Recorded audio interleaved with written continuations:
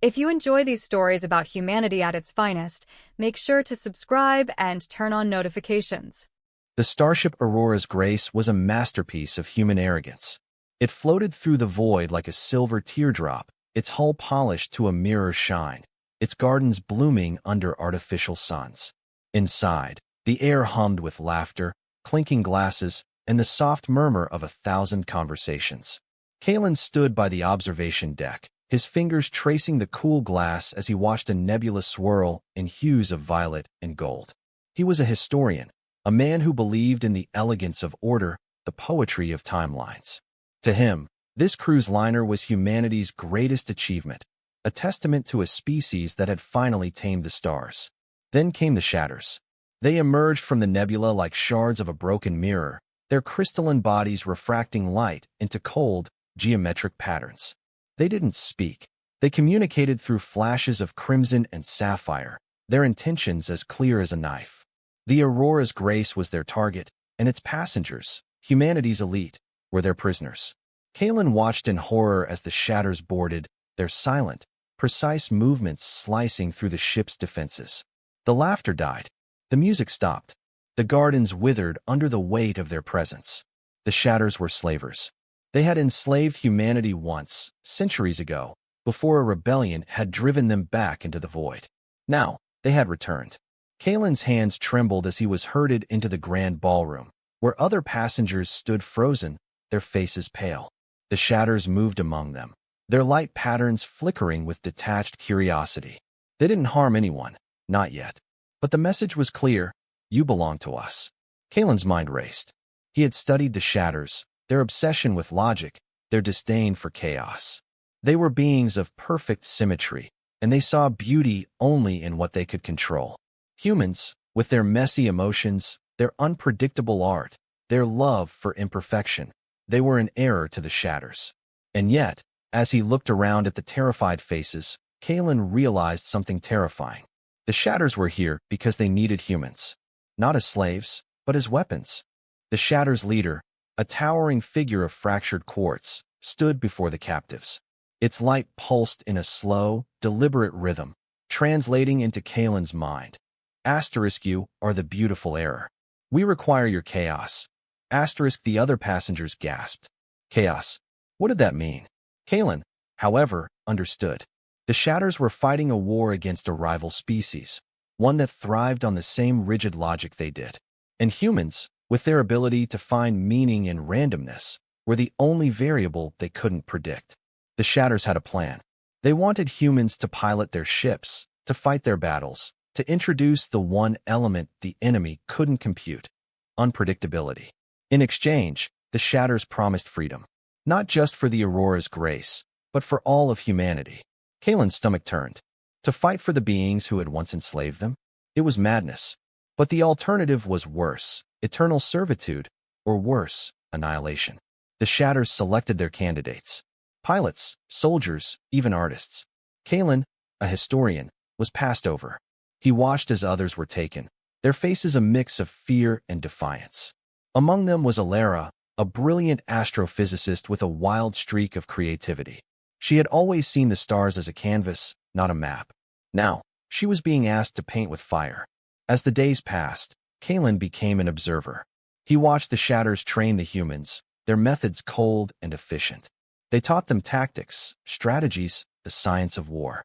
But they couldn't teach them how to lose with grace or how to win with humility. The humans, in their defiance, began to improvise.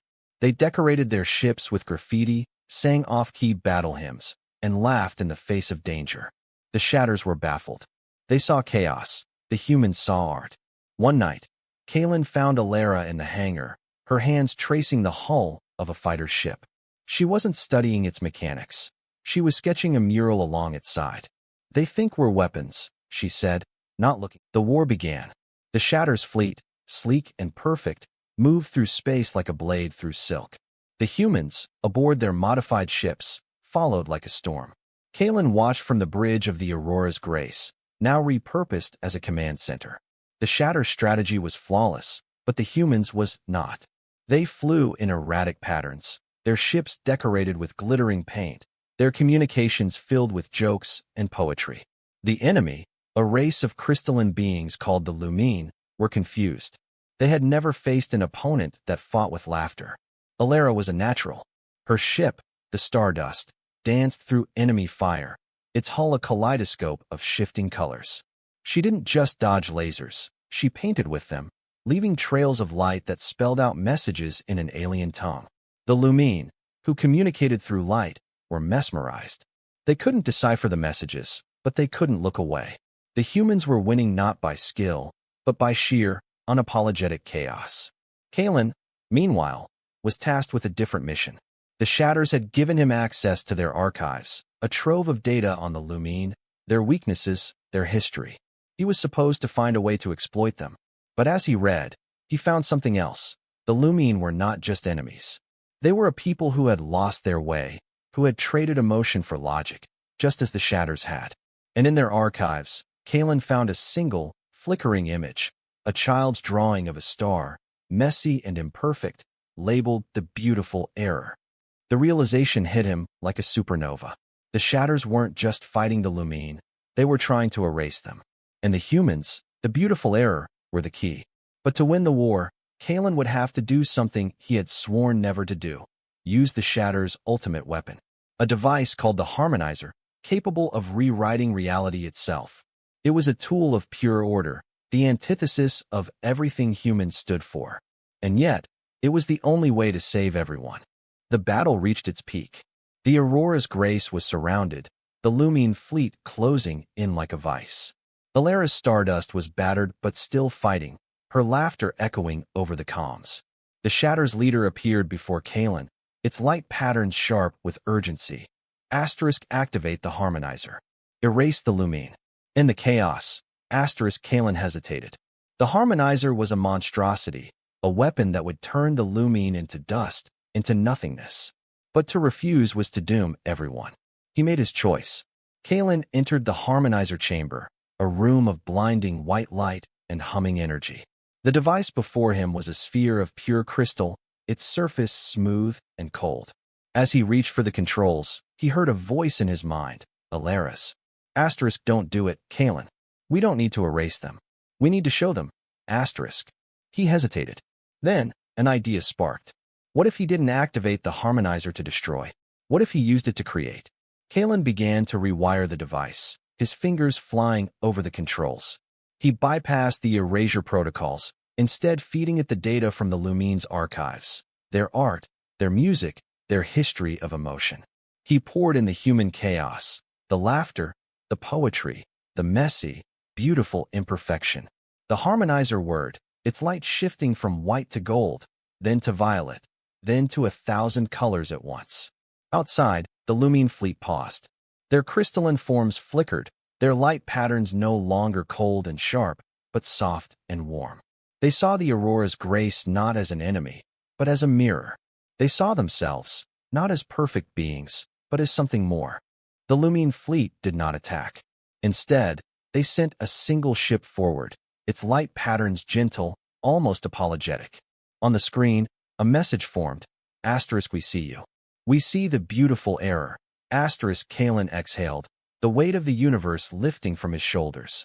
The war was over, not with destruction, but with understanding. The Shatters were enraged. Their leader's light flashed with fury. You have failed us. You have embraced chaos.